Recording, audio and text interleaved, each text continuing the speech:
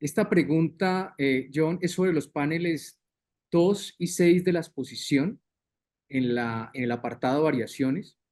El panel 2 muestra y enfatiza el cambio en la estructura espacial de la casa de un modelo basado en el patio, habitual en el periodo de la colonia española, a uno alrededor del hall como núcleo principal de la casa.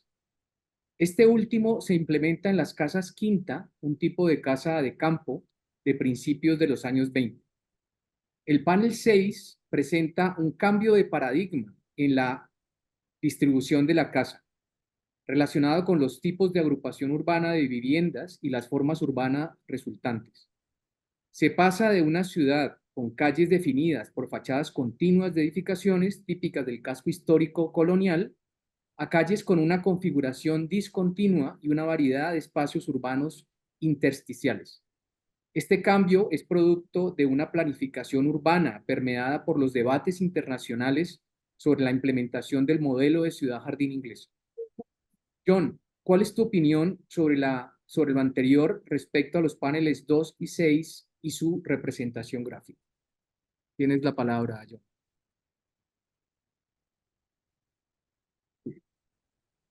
Yo quiero reflexionar un poco sobre esto, de nuevo con el desarrollo de la casa, porque yo creo que es muy interesante que el hall como un tipo de construcción en el contexto británico tiene una enorme diversidad de formas que siempre se puede reconocer, pero esto es creado, como ustedes ven en la exhibición, que son muy variadas dentro de sus conceptos y se puede reconocer pero desde luego toman distintas formas y aparecen en hogares de todo tipo de escalas y de contextos.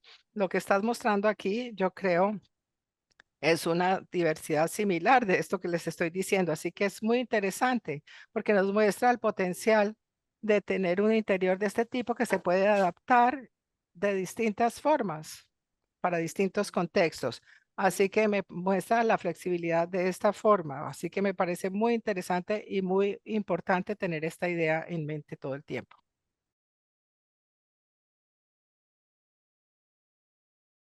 Para esta parte de la investigación nos apoyamos en una hipótesis que se fundamenta en considerar la existencia de este modelo o de este patrón arquitectónico específico, contenido tanto en la estructura formal del hall como en los elementos del estilo neotudor, por lo tanto derivado de la tradición doméstica inglesa.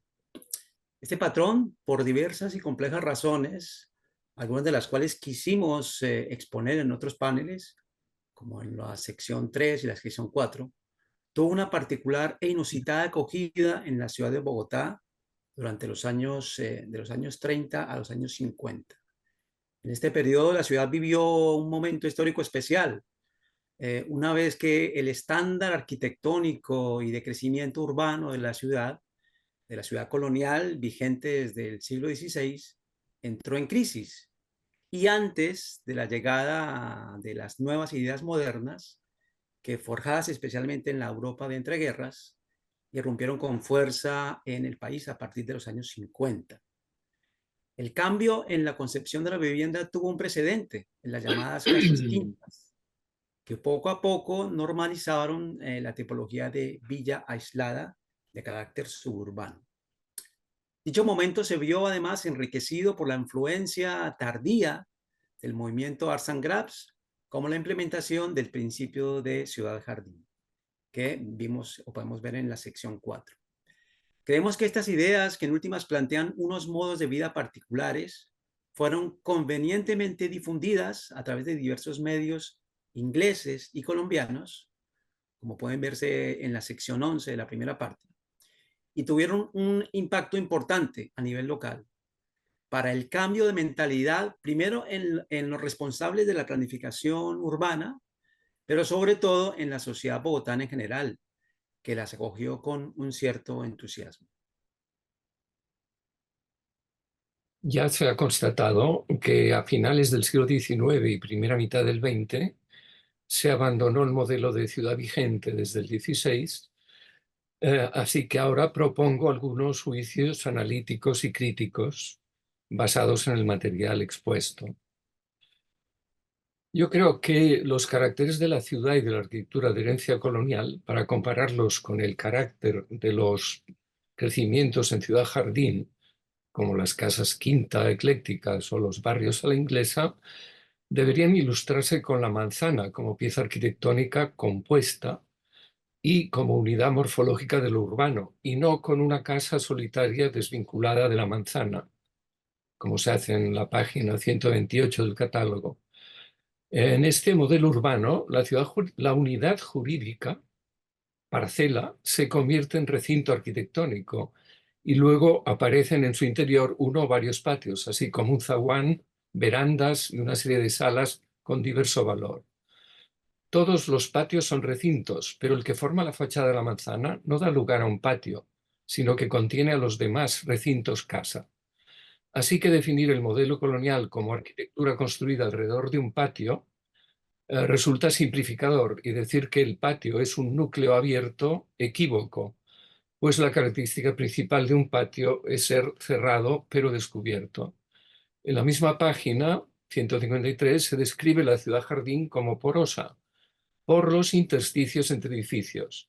Donde esa porosidad tiene un significado urbano es en el tejido colonial, porque el par zaguán-patio relaciona espacialmente lo privado con lo público. En resumen, la Bogotá del siglo XVI al XX es una verdadera ciudad con toda su complejidad, ya que la residencia privada convive de forma articulada con programas no residenciales, edificios institucionales y con espacios públicos, etc. Mientras que las ciudades jardín son meras extensiones residenciales, aunque como mérito pueden ser consideradas partes de ciudad en el continuo metropolitano. A través del siglo XIX, la clase alta en Bogotá mantuvo el modelo colonial con casas de 2 pisos con cuartos alrededor del patio. Sin embargo, en la segunda parte del siglo hubo un boom económico que permitió que hubiera una mejor construcción con mejores materiales, haciendo posible modernizar la ciudad y sus casas. Esto generó lo que llamamos la arquitectura republicana, que era como una parte emergente del esquema de las formas modales de otros países, formas de vida como de Inglaterra. Y a la mitad del siglo, algunas familias empezaron a construir sus nuevos hogares por fuera de la ciudad, hacia la parte norte de Bogotá o en la zona de Chapinero. Esto generó también la construcción de las casas quintas, como un tipo de finca o de casa de campo que mostraba una tendencia arquitectónica bastante ecléctica. Rodeada de sus jardines, estos nuevos modelos de casas completamente abandonaron el plano colonial y sus patios adoptando, en vez de eso, estar alrededor de unos corredores grandes o el hall. Vemos aquí el plano, la forma estratégica donde está esto localizado, cómo se conectaba la zona social y la zona privada de la casa. Los ingleses, las casas tipo Tudor, también fueron parecidas a las casas Tudor de los 30 y 40 con un nuevo tipo de casas con un hall intermedio. Pero a diferencia de las quintas, estas eran casas urbanas en su carácter, su estilo con el modelo de la casa de jardín. Maravilloso. Tengo que decir que nunca he estado en Bogotá. Yo quería decirles eso desde que empecé mi intervención al inicio, pero estoy completamente fascinado por las imágenes que nos han mostrado en la exhibición y las que tienen ahí en las diapositivas. Y como acaba de mencionar Patricia, el cambio de las casas coloniales y francamente, esta visión tan parecida a la de Arts and Crafts de Inglaterra. Yo acabo de verlo y he apreciado enormemente esto y me llama mucho la atención, me parece fascinante. Y cómo ese plan, que obviamente está diseñado para la forma de vida de Inglaterra, se ha adaptado a la vida en Bogotá. Entonces me fascina ver, no sé si sea algo como un cambio bastante incómodo que están haciendo, pero este cambio también muestra un movimiento en lo que parecen dos culturas totalmente distintas y dos enfoques culturales muy diferentes, desde un pasado colonial a una forma de vida inglesa. Entonces creo que es muy importante enfatizar que a finales del siglo XIX, los ingleses no solamente estaban ricos, sino que era el reino más rico del mundo y los continentes donde tenían sus áreas, es extraordinario, sus colonias. Entonces realmente desde la segunda década del siglo XIX hasta al final de las guerras, hasta los inicios del siglo XX, hay como una confianza y una concentración de dinero en Inglaterra que hace que las ideas que tiene fueran fascinantes para la mayoría de los países del mundo y algo que querían emular, si puedo decirlo, casi que copiarlo. Eso es capturado por ese sentido de confianza en la arquitectura y también el orgullo en la historia de Inglaterra. Así que en ese periodo ha sido escogido como nación, como algo muy atractivo, sobre todo al pensar en la competencia y en la riqueza que eso traía. Pero estoy muy seguro de que eso era uno de los atractivos que hacía que las personas quisieran crear esta arquitectura anglófila. Y como creo que ya saben de mis comentarios anteriores, a mí me gustaría enfatizar la distinción que hay entre el hall medieval y su función y la forma en que esto se revivió en épocas posteriores con la arquitectura con madera en Inglaterra.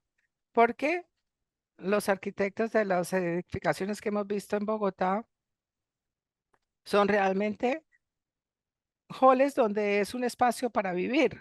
En las casas victorianas donde todo había como una época donde las casas se agrandaron y entonces tenían cuartos especializados, unos de pronto para comer, alguno para fumar, en otro para dormir.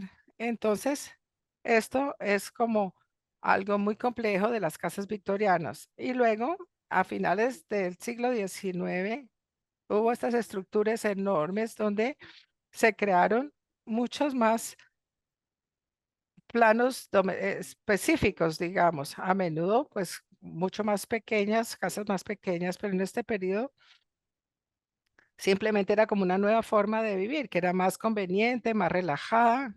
Hay menos formalismos en este estilo de las casas que se estaban creando en esta época. Y también durante este periodo es importante darnos cuenta de que había un tema intelectual a finales del siglo XIX en Inglaterra, bajo la influencia de figuras como Ruskin y William Morris. Y esta es una invención del pasado, algo que es atractivo. Históricamente en Inglaterra, como en muchas partes del mundo, cuando las casas se han vuelto históricas, ya no son